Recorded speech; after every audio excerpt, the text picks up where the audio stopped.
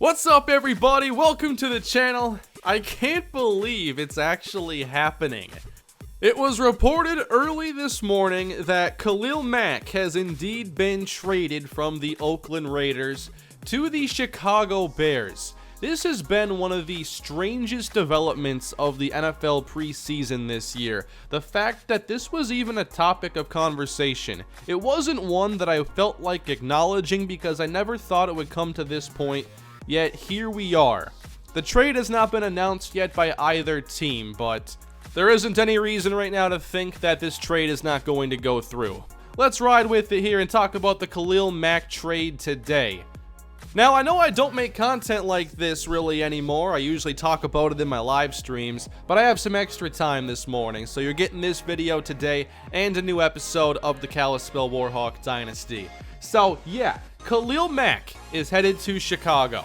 Now, as a Minnesota Viking fan, I'm less than excited about this move, but I'm a little relieved that he's not going to be wearing green and gold anytime soon. That was my big concern.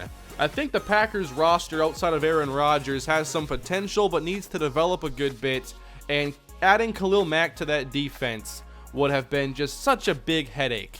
And now it's not going to happen, and the Packers still need edge rush help going into the future, so good news there.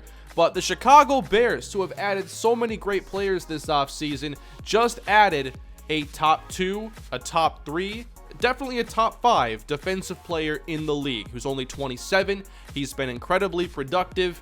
He might not have the most sacks over the last 4 years, but he does have 40 and a half. If you look at Pro Football Focus and their pass rush numbers, he ranked 3rd last year in total quarterback pressures with 79. He was 1st back in 2016 with 96, and he was 2nd in 2015. So even if he's not getting sacks, Khalil Mack is still wreaking havoc on quarterbacks, and he's a force in the running game.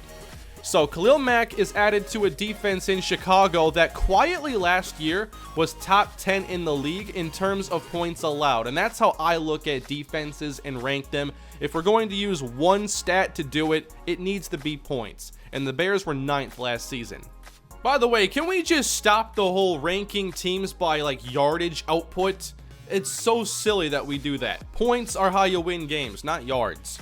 This is a move that I really didn't think was going to happen, but over the last week or two, it seemed more likely, just with the continued talks about how the Raiders are open to trading Khalil Mack for 2 first-round picks, and my whole thought there was every team should want to do that. If you have 2 first-round picks, you're not going to be likely getting Khalil Mack value with those selections unless you need a quarterback. We have quarterback and edge rusher as the top 2 positions of value, really, in the NFL.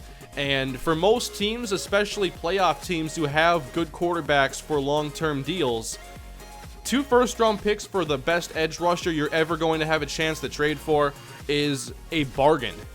Now, the details are not officially out there, but from what I'm seeing so far, it's 2 first-round selections and more. So my idea is that the Raiders got to get a player in return to go with 2 first-round picks. Those picks, you can't put them on the field in 2018, and right now matters too. It's year 1 of John Gruden's regime. You want to get off on the right foot, and they just traded away Khalil Mack, so I wonder how that locker room is going to respond. This was already a team that underperformed a year ago. They were hoping to bounce back this season, and there's no way that trading Khalil Mack a week out from the season beginning is going to make anybody in that facility feel good. Outside of maybe John Gruden, whom I'm assuming is the orchestrator of this deal. I don't think that Reggie McKenzie, who had to deal with some bad teams and then got in position to go get Derek Carr and then give him a big contract and get Khalil Mack and finally get that team back to the postseason. I can't see this being his idea. And my thought right now is that John Gruden is not only going to be the head coach next year, he's going to be the GM. Because I don't see any other way that he's okay with making this move unless he's going to be making those selections as well. It's truly a mind-boggling move for the Raiders to make. We've seen a lot of John Gruden's influence in this offseason, and it's led to them signing a variety of veterans, and it seems like there's going to be somewhat of an old-school mentality with this team that's focused on stopping the run and running the football well. I don't think that's going to work out for them this year with the shape the defense is going to be in. The Raiders were only 24th last year in sacks with 31 as a defense, and now just traded away their best pass rusher. It looks like Bruce Irvin is going to be more of a full-time pass rusher this year, and he becomes basically their #1 edge player now, along with Arden Key, the rookie out of LSU, and they also have Tank Carradine on the roster. But I just can't imagine what this year is going to look like after this defense has not been very good. If you play fantasy football, you know that the Raiders defense is a fun one to target, and now they're a team without Khalil Mack. So this offense is going to have so much pressure to succeed. And when it comes to just cap spending on offense, the Raiders are #2 in that category behind only the San Francisco 49ers. So the Oakland Raiders went out and got Jordy Nelson this year, Martavis Bryant. They selected Colton Miller early in the draft. This puts a lot of pressure on Derek Carr to bounce back and justify his contract. I think it also makes the Michael Crabtree move more confusing because of how good he's been for that team down in the red zone. The Raiders need to have a huge year out of Derek Carr. He has Amari Cooper, Jordy Nelson, Martavis Bryant, but this team's going to have to score a lot of points to win, it looks like. And when you look ahead to the future now with the Oakland Raiders, when it comes to 2019 cap spending, they are last in the league in terms of money dedicated to defense. They have a lot of work to do, and had they kept Khalil Mack, there'd still be a lot of work to do, but now they have to replace one of the best edge rushers in the league, and there was still already so much to reconstruct defensively. So I am definitely down on the Raiders this season. I feel like their defense is going to be one of the worst in the NFL. It's going to cause the passing game to have to basically carry everything. If they're in negative game scripts all season, it's going to hurt their running game. When you look at just teams that run the football well, there's also a correlation with them having good defenses that allow them to focus so much on the running game. The Jaguars last year ran for a lot of yards, but weren't exactly efficient. Leonard Fournette didn't have more than 4 yards a carry, but their defense was so good they were able to stick with it so much and get the volume there. The running game really is about volume and wearing down the defense, and the Raiders, if they're constantly giving up 24 plus points, 30 points, they're not going to be in a position to run the football and get the most out of it. So they have this highly paid interior offensive line. Rodney Hudson, Gabe Jackson, Kelechi Osemele, all high-paid players at their positions. But without a defense that allows them to both pass the ball and run the football, I feel like they're losing value from those players. I would have absolutely gotten rid of one of those contracts or multiple contracts on this roster to keep Khalil Mack. I took a look at some of their cap spending just to see where they're at in 2018, and you have like over a $4 million cap number going to Seth Roberts, who is basically their #4 receiver this season. They can cut him after this year and not have any dead money. They have Lee Smith, a blocking tight end, who has a cap number of $3.25 million. Tahir Whitehead, a $6.3 million cap hit this season.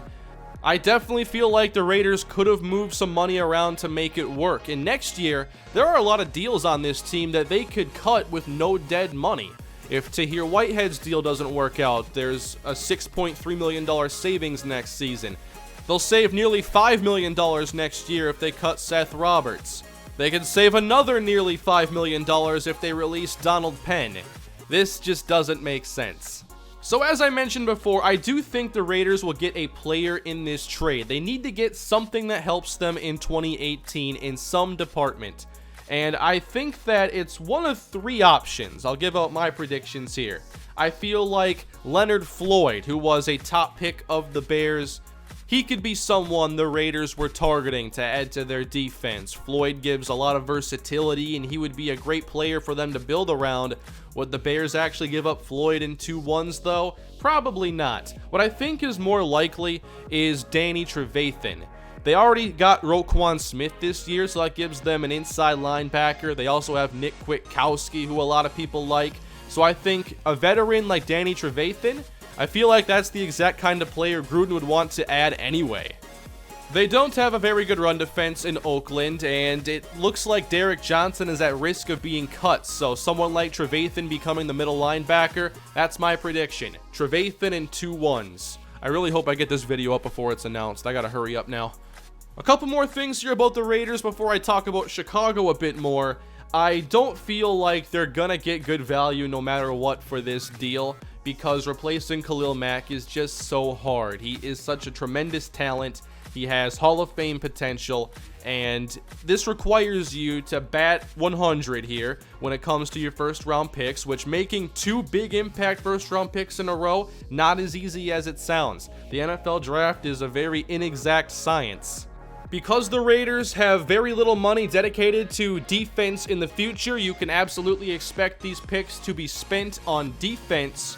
I think they'll also be trying to make some cap space next year so they can go after free agents. I expect them to be in the market for players like Ezekiel Ansah, DeMarcus Lawrence, maybe even a veteran like Clay Matthews. Cameron Wake will be a free agent next season. There should be some options for them, but I don't think that anyone's going to replace Khalil Mack. So let's talk about what this means now for Chicago. This is an incredible trade for them. The Bears roster, a couple years ago wasn't too strong, but they've worked on their defense, and then this last offseason really boosted up their offense with getting some help from Mitchell Trubisky. And they also added Roquan Smith in the draft. Like I mentioned, the Bears were a top 10 defense last year in points allowed, and now they add one of the best pass rushers in the league. This defense now has even more potential to be better. They've already been relying on a lot of young players who are still developing, like Eddie Jackson, Adrian Amos, Eddie Goldman.